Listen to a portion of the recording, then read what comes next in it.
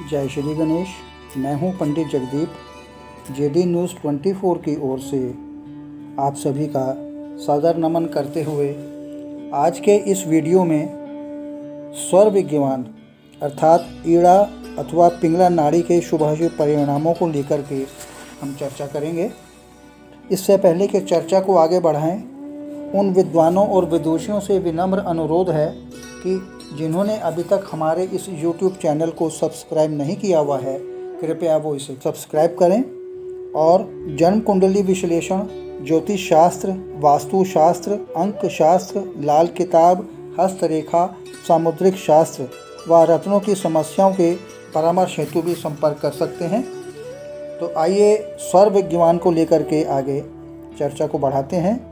स्वर विज्ञान के परिणाम अथवा ईड़ा या पिंगला नाड़ी के शुभाशुभ परिणाम क्या होते हैं, आज हम इसी पर चर्चा करते हैं। सोमवार, बुधवार, गुरुवार और शुक्रवार को यदि वाम स्वर अर्थात बाईं नासिका से स्वर निकल रहा हो तो यह श्रेष्ठ माना गया है। इसी प्रकार मंगलवार, शनिवार और रविवार को स्वर अर्थात दाहिनी नासिका से स्वर चल रहा हो तो इसे भी श्रेष्ठ माना गया है। यदि स्वर इसमें प्रतिकूल हो तो रविवार के दिन शरीर में वेदना महसूस होती है। सोमवार के दिन घर में कलह या क्लेश होता है।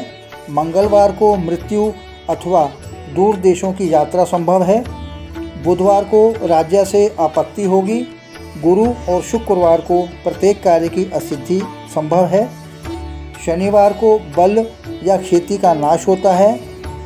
स्वर को तत्वों के आधार पर बांटा भी गया है।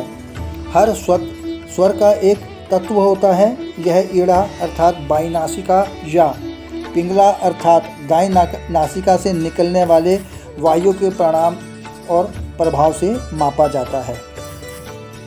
स्वर का दैर्घ्य 16 अंगुल हो तो पृथ्वी तत्व होता है।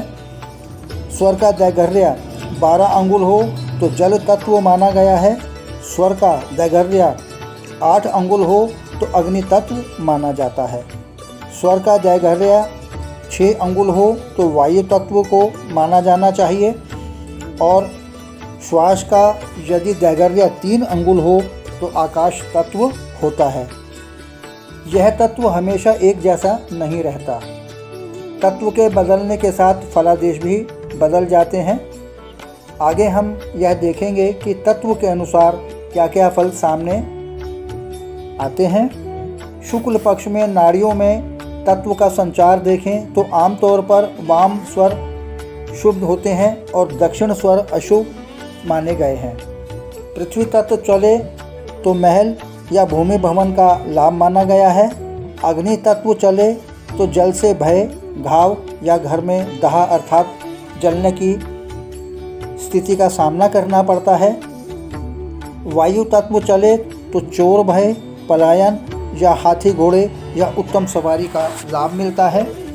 यदि आकाश तत्व चले तो मंत्र, तंत्र, यंत्र का उपयोग, उपदेश, देव प्रतिष्ठा, व्याधि की उत्पत्ति या शरीर में निरंतर पीड़ा अनुभव होती रहती है। अगर किसी भी समय में दोनों नाड़ियाँ एक साथ चलें तो योग में इसे उत्तम माना जाता है, किंतु फल प्राप्ति के मामले में यदि देखा जाए तो परिणामों का समान फल कहा गया है। इसे बहुत उत्तम भी नहीं माना जाना चाहिए। स्वर के संबंध में कहा जाता है कि यात्रा के दौरान ईड़ा नाड़ी का चलना शुभ होता है, लेकिन जहाँ पहुँचना होता है वहाँ पहुँचकर यानी कि घर, कार्यालय या गंतव्य में पहुँचते समय पिंगला नाड़ी चलनी चाहिए, जो कि शुभ होती है। अगली बार जब आप घर से निकलें तो यह जांच कर लें कि आपका कौन सा स्वर चल रहा है। इसी से आपको एक तुरंत अनुमान हो जाएगा कि आप जिस काम के लिए निकल रहे हैं वह पूरा होगा अथवा नहीं। तो ये था ईड़ा और पिंगला नाड़ी यानी कि स्वर विज्ञान की चर्चा।